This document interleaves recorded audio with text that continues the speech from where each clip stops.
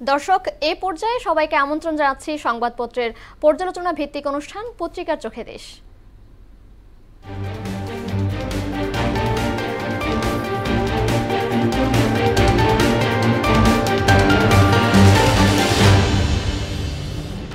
দর্শক, অনুষ্ঠানে আজকের অতিথি হিসেবে আমাদের সাথে স্টুডিওতে উপস্থিত আছেন মোহনা টেলিভিশনের সিনিয়র রিপোর্টার নাসির উদ্দিন। নাসির, আপনাকে স্বাগত।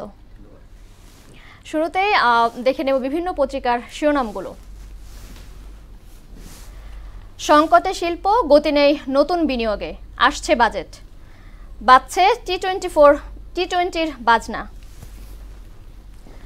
দৈনিক ইত্তেফাক, দোষী সাব্যস্ত হওয়ার পর বিপুল সম্পদ হারালেন ট্রাম্প, 30,000 যুবকের স্বপ্ন ভেঙে 20,000 কোটি টাকা লুট, মালয়েশিয়ার শ্রমবাজার।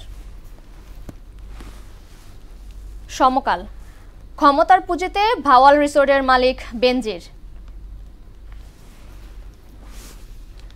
বাংলাদেশ প্রতিদিন, মনকষ্টে আত্মহত্যার চেষ্টা, মালয়েশিয়া যেতে না পারা কর্মীদের দীর্ঘশ্বাস, বেনজিরের পার্টনারদের চলছে খোঁজ।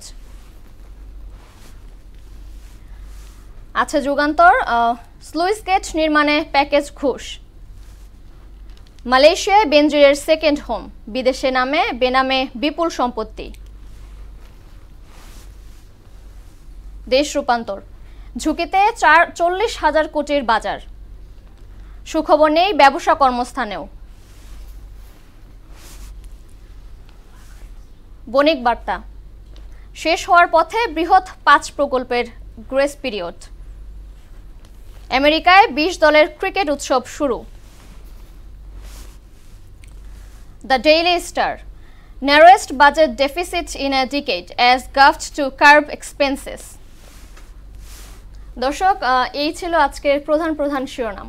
আমরা এই শিরোনামগুলো ধরেই আসতে চাই, তবে যে শিরোনামটি সবগুলো পত্রিকায় ফলাওভাবে প্রকাশ করেছে সেটি হচ্ছে বেনজিরের যে ঘটনাটি।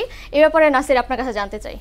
হ্যাঁ, আমরাও দেখছিলাম যে আজকে পত্রিকাগুলোতেও যে প্রধান যে খবরটি এসেছে সেটি হচ্ছে বেনজির আহমেদের বিষয়টিতে, এবং তার নামে বেনামে বিভিন্ন সম্পদের খোঁজ আমরা গত কয়েকদিন থেকে পত্রিকা দেখছিলাম। টেলিভিশন চ্যানেলগুলোতেও তার এই বিষয়টি খুবভাবেই ফলো করে আসছে, এবং সেক্ষেত্রে আমরা আজকে যেটা দেখলাম যে মালয়েশিয়াতে কিন্তু তার নিজের বাড়ি আছে, সেখানে তার যে সম্পদ, আর্থিক লেনদেনের যে খবর সেটাও কিন্তু ভালোভাবেই উঠে আসছে।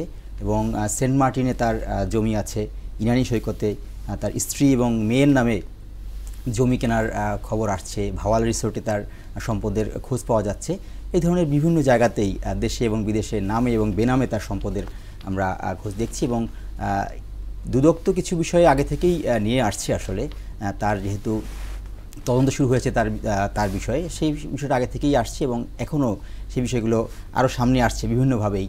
হয়তো সাংবাদিকদের নজরদারিতে তাদের খোঁজে আসছে, দুদক খোঁজ করছে, তদন্ত করছে, এবং দুদক এটাও বলছে যে তার যারা সহযোগী সেটা নিশ্চয়ই আসা উচিত, কারণ তিনি দীর্ঘদিন রাষ্ট্রের যে গুরুত্বপূর্ণ পদগুলো আছে, বিশেষ করে তিনি র্যাবের মহাপরিচালক ছিলেন, পুলিশ মহাপরিদর্শক দায়িত্ব পালন করেছেন, আইনশৃঙ্খলা বাহিনীর বিভিন্ন পর্যায়ে তিনি দায়িত্ব পালন করেছেন। অর্থাৎ বলা যায় যে রাষ্ট্রের যে শীর্ষ ক্ষমতার কেন্দ্রবিন্দুতে তিনি দীর্ঘদিন ছিলেন, এবং যে কারণে তার এত সম্পদ বিভিন্ন জায়গায় ছড়িয়ে ছিটিয়ে এখন খোঁজ করা হচ্ছে।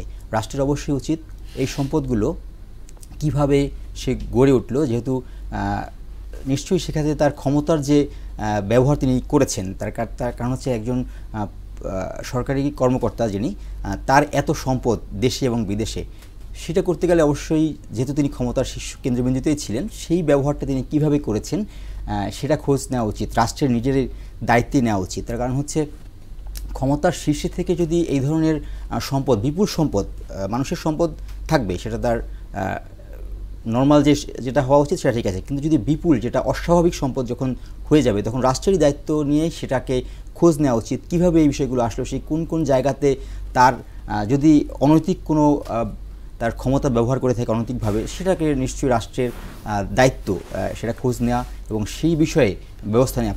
যদিও স্বরাষ্ট্রমন্ত্রী দেখছিলাম গতকালকে পরশু, তিনি বলছেন যে যেহেতু এটি ব্যক্তির দায়, এটি প্রতিষ্ঠান সেই দায় নেবে না, কিন্তু ব্যক্তি যখন কিন্তু সে তো একটা প্রতিষ্ঠানকেই দীর্ঘদিন বিলং করেছে, বিভিন্ন প্রতিষ্ঠানকে। র্যাব বলি, পুলিশ মহাপরিদর্শক মানে হচ্ছে পুলিশের প্রধান, এবং র্যাবের যিনি মহাপরিচালক তিনি র্যাবের প্রধান। কিন্তু তিনি তো তখন তো তিনি ব্যক্তি ছিলেন না, তিনি যে প্রতিষ্ঠানেরই একজন প্রায় শীর্ষ ব্যক্তি ছিলেন। সেক্ষেত্রে সেই সময়কার যদি কোনো বিষয়ে তার তদন্ত করা দরকার হয়, সেটা অবশ্যই করা উচিত। দায় বিষয়টা পরে, আগে দেখা উচিত যে কীভাবে এই বিষয়টা হলো আসলে, সেইটাতে অবশ্যই রাষ্ট্রের দায়ভার আমি বলবো যে রাষ্ট্রকে সেটাকে খেয়াল করা উচিত। একই সঙ্গে সহযোগী শুধু নিশ্চয়ই একা তিনি যদি এই সম্পদ যেটা তার তদন্ত হওয়ার পরে হয়তো আরও বোঝা যাবে, কারণ কতটুকু তার যেটা এখন বলা হচ্ছে, যত সম্পদের কথা বলা হচ্ছে তার পুরোটাই তার নিজের নামে আছে কিনা বা সবটাই আসল ঘটনা কিনা, সেটাও দেখার একটা বিষয় অবশ্যই আছে, এটা দেখার বিষয় আছে। সেটা গেটে দেখার পরেই হয়তো বোঝা যাবে আসলে কতটুকু সামনে আসছে, তার কতটুকু সত্যিকার বিষয় তার কাছে আছে।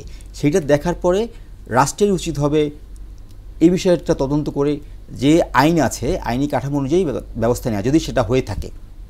দ্বিতীয় কথা হচ্ছে সহযোগীদের বিষয়ে কথা বলতে চাচ্ছিলাম। যেহেতু নিশ্চয়ই তিনি একা, তার এই সম্পদের পাহাড় যদি আমরা সত্যি বেরিয়ে আসে, একা সেই নিশ্চয়ই সম্পদের পাহাড়টা তিনি গড়ে তোলেননি। তার সঙ্গে কারা কারা জড়িত ছিল, তিনি কাকে কাকে এখানে ইনভলভ করেছেন, বিশেষ করে ব্যবসায়িক পার্টনার বলি আমরা, অংশীদার বলি, সেই অংশীদারদেরও অবস্থান কী, অংশীদাররা কতটুকু এর জন্য দায়ভার থাকবে, তাও দেখা উচিত। অর্থাৎ বলা যায় বেনজির আহমেদের বিষয়ে আমরা যেটা হঠাৎ করেই সামনে এসেছে, কারণ তিনি যতক্ষণ পর্যন্ত তিনি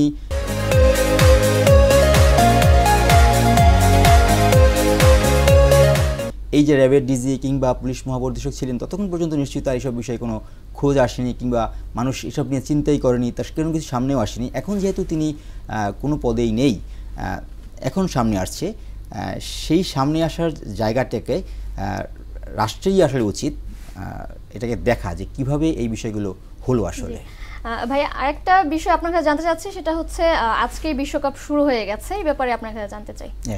আচ্ছা, এটা একটা আবার আনন্দের বিষয় বলতে চাই আমরা, যেহেতু বিশ্বকাপ শুরু হয়ে গেল আজকে শুরু হলো যুক্তরাষ্ট্র এবং কানাডার ম্যাচের মধ্যে দিয়ে। বাংলাদেশ মাঠে নামবে আর 6 দিন পরে, অর্থাৎ 8 জুন বাংলাদেশ মাঠে নামবে শ্রীলঙ্কার বিপক্ষে তাদের ম্যাচ, যেটিও অনুষ্ঠিত হয় যুক্তরাষ্ট্রে।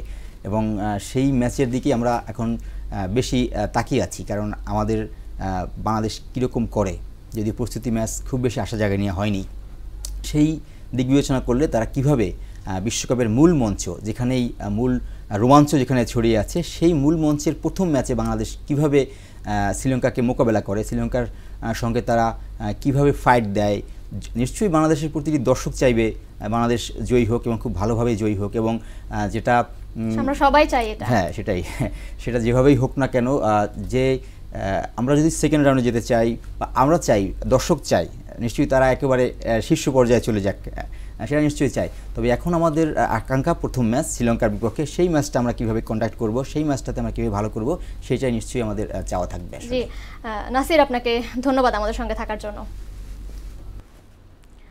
দর্শক, এই ছিল আজকের আয়োজন।